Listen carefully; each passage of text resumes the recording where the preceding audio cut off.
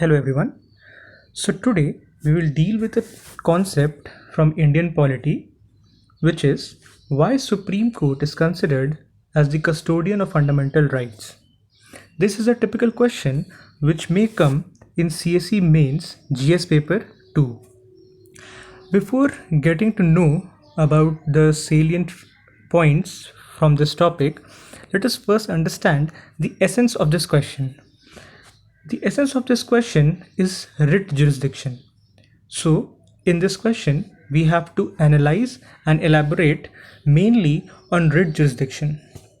So, let us move forward. First, let us briefly understand about the fundamental rights. The fundamental rights are guaranteed and protected by the Constitution, which is the fundamental law of land. Here you can see a picture of the Constitution of India. So fundamental rights are actually nothing but the restrictions on the arbitrary power of the government against any individual. The fundamental rights are enlisted in Article 12 to Article 35 of our Constitution. Among these rights, there is Article 32, which deals with right to constitutional remedies. Article 32 empowers the Supreme Court. This is the Supreme Court of our country in New Delhi. So Article 32 empowers the Supreme Court to use writ jurisdiction. Now, let us understand what actually writ jurisdiction means. So we have 5 writs. That is, Supreme Court has 5 writs which it can use. So firstly, we should understand what is writ. So writ is nothing but a written order. So in this context, by the Supreme Court of India. The 5 writs are habeas corpus, certiorari, prohibition, quo warranto, and mandamus. Now let us briefly understand what these 5 writs say. Mandamus says we command, while habeas corpus say to have the body. Certiorari says higher or superior. Prohibition is to prohibit, and quo warranto ask with what authority. Individually dealing with the writs, first comes habeas corpus. So it is issued to check the legality of arrest and detainment or detainment. So in this, the body, either live or dead, is to be produced in front of the court. This actually protects right to freedom, which is enlisted in Article 19 to 22. In this writ, locus standi does not apply. Locus standi is nothing but it says the relation of a person with this case. Example, habeas corpus, this petition can be filed to the Supreme Court by anyone and is not necessary that it is to be some relative or a concerned person. Now, the next writ is mandamus. Mandamus is issued to direct the public functionary to perform their legal duties, and this petition can be filed only by the aggrieved. Let us suppose there is a public office which denies to do its duty, then I can file the petition to Supreme Court stating that my fundamental rights have been violated, and then Supreme Court will use this writ to command the public office to fulfill its duties. Next we have prohibition. So prohibition is to prohibit to go ahead to subordinate courts, generally subordinate offices, generally courts. So usually this is used when the case is out of one's jurisdiction. So let us suppose there is a crime which took place in the state of Andhra Pradesh, and the High Court of Punjab is making judgment against that case. So one can file a petition to the Supreme Court, and the Supreme Court will prohibit the Punjab High Court to make any judgment about the case which happened in Andhra Pradesh. So basically it says that it prohibits Punjab High Court to make the judgment. Therefore, prohibition is used. This can also be used for judicial and quasi-judicial bodies. Now, the next writ is certiorari. It is issued to nullify or make judgment void by the lower courts or quasi-judicial bodies.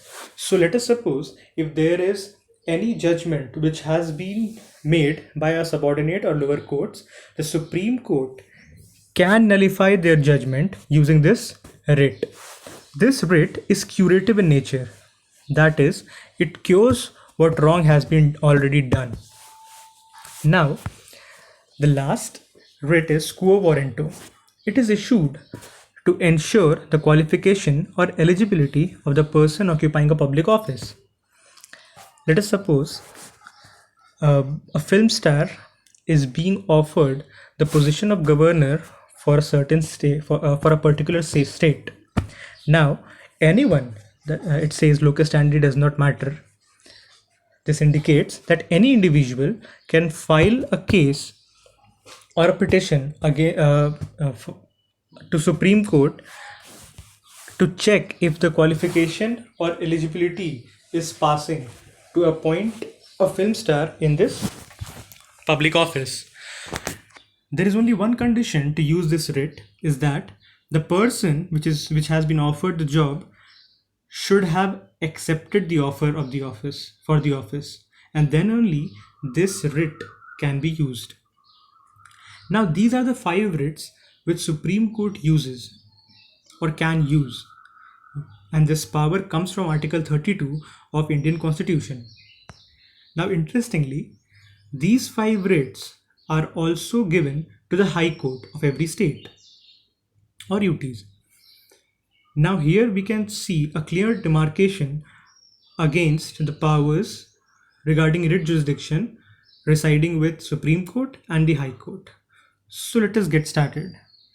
So Supreme Court gets this power of using writ jurisdiction from Article 32, while High Court gets its powers from Article 226. Here, Supreme Court can't say no to a case involving violation of FR, that is fundamental rights, which means if there is a case which involves violation of someone's fundamental right, the Supreme Court is bound to accept that case and cannot run away with it from it. While in High Court, the acceptance of the case on violation of fundamental right is on court's discretion. That is, High Court may or may not accept the case. The third one is the Supreme Court can use these writ jurisdiction only in violation of fundamental rights, which makes the writ jurisdiction power of Supreme Court as a narrow jurisdiction. While on the other hand, High Court has no such restrictions. It can use the writs on any case and not necessarily on just fundamental rights. Lastly, Supreme Court can be directly approached in case of violation of fundamental rights.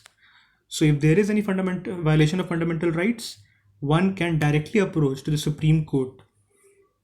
Now, why Supreme Court is called the custodian can be clearly understood from the last 3 points. That is, Supreme Court has no choice but to accept the case involving violation of fundamental rights. Second, the writ jurisdiction which has been provided to Supreme Court can only be used for fundamental rights, violation of fundamental rights. That is, these powers are endowed to Supreme Court specifically for restoring the fundamental rights. And lastly, in case of violation of fundamental rights, one can directly approach to the Supreme Court, that is the apex court of our country, to reinstate one's fundamental right.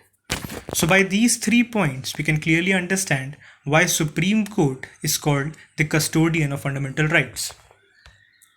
Thank you. Keep learning, keep growing.